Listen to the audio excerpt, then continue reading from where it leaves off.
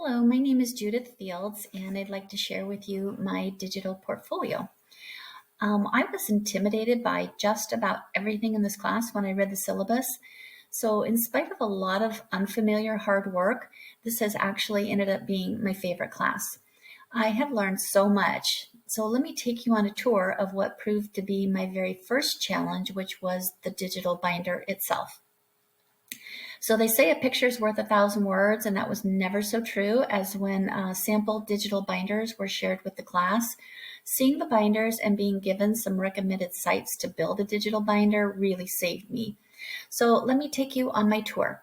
I set up my table of contents as suggested the first week, and that went pretty well. It was not overly difficult.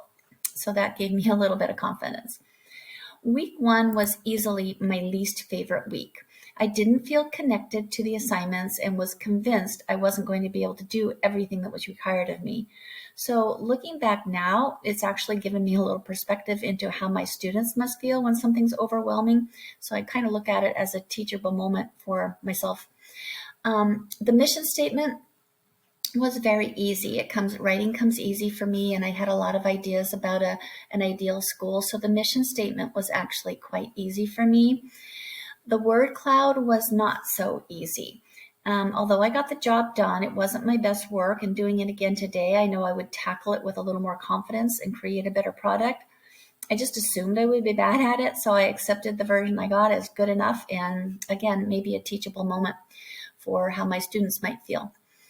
This was far and away the most difficult assignment for me, comparing and contrasting the standards of our state school and national standards.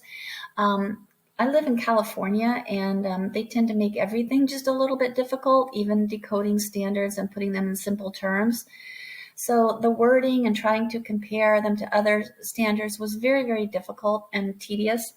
If I'm being honest, it's not my favorite part of my job as a teacher anyway, so that took quite a bit of time, but I was ready to move on. So week two, I created a Powtoon video. Unfortunately, the way I uploaded it, I can't show it now because I uploaded it a little differently than I would do if I did it again. But I really actually thoroughly enjoyed the Powtoon. Once I learned how to use it, I got kind of immersed in it, and I love the creativity. And it also gave me, like I said, a little boost in confidence that I could do this. So I did create a Powtoon in week 6, and I will share that one with you. But unfortunately, this one I can't share with the Screencastify that I'm using. Week 3, Lunch and Learn. That should have been a very easy assignment, and the actual putting together on the Google slide was very easy. What I found difficult and overwhelming was the amount of information and types of technology available, so it was hard to select the ones to use for my presentation. My strategy ultimately was to break everything down by heading, and then separate the 4 categories of single computer classroom, multi-computer classroom, and break it down by category. So for example, this was one of the bullets, facilitating group activities. How would you do that in a 1-computer classroom, in a multi-computer classroom, with handheld devices, or with just about any other device? So that's how I made it make sense for me, and that's how I kind of plowed through that one. Week 4, this may have actually been my favorite assignment. I didn't expect it to be, but I chose to create a presentation advocating for virtual reality, or VR. And I found the topic fascinating and the possibilities kind of mind-blowing, for lack of a better term. I found myself getting rather passionate about it because, quite frankly, I feel that a lot of our students were failing them. And our students have changed faster than the schools and educators have, and now the funding and training and learning needs to be implemented. It was especially interesting to find that research showed that there was very little downside to VR, other than it could impede social interaction with peers and teachers.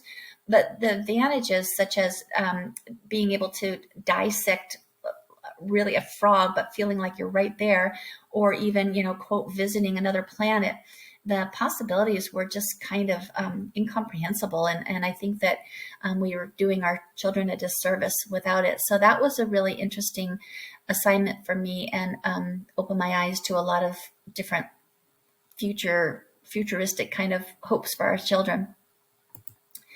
Week 5, this class I probably learned the most. This was about bridging the digital divide. And I learned that about 25% of the students in the US are not able to access high-speed internet and have the tools they need for 21st century learning. And I have students in my classes over the years who've been homeless or economically disadvantaged, and this class kind of opened my heart to them. This digital divide was eye-opening, and I think it's going to stay with me for a very long time. So on this one, I just chose an editorial, and I just presented my opinion and how it could be fixed, and it was really enjoyable. I liked the challenge of it and trying to convince others. Week 6. I chose to do another Powtoon video. I got better and more creative on this one. And this one, I did figure out how to upload in a way that it could be viewed directly from the tab. So I will play just a little bit of that for you right now. This was my Powtoon video on integrating all the technology and using everything we had kind of learned.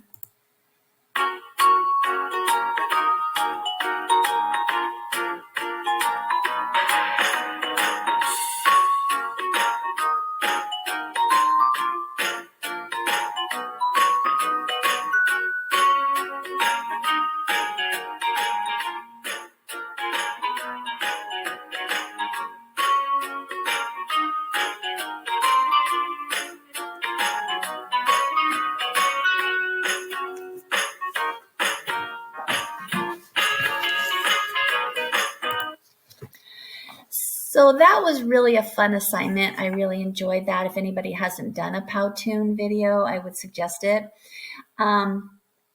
This class has been challenging for sure, but I've actually gotten up the confidence to introduce some new technology in my own classroom, and it's been a great enhancement to our classes. So I'm glad I've had the opportunity to learn so much. So I hope you enjoyed my tour of my binder. I think that this can be used for so many things in the future. It can be used to present a resume to a new employer, a possible new employer. It can be used for professional development. It could be used for to present maybe something you want to make changes in your school and you want to present to the stakeholders all of your reasons, and you could just put a tab for each thing that you want to accomplish.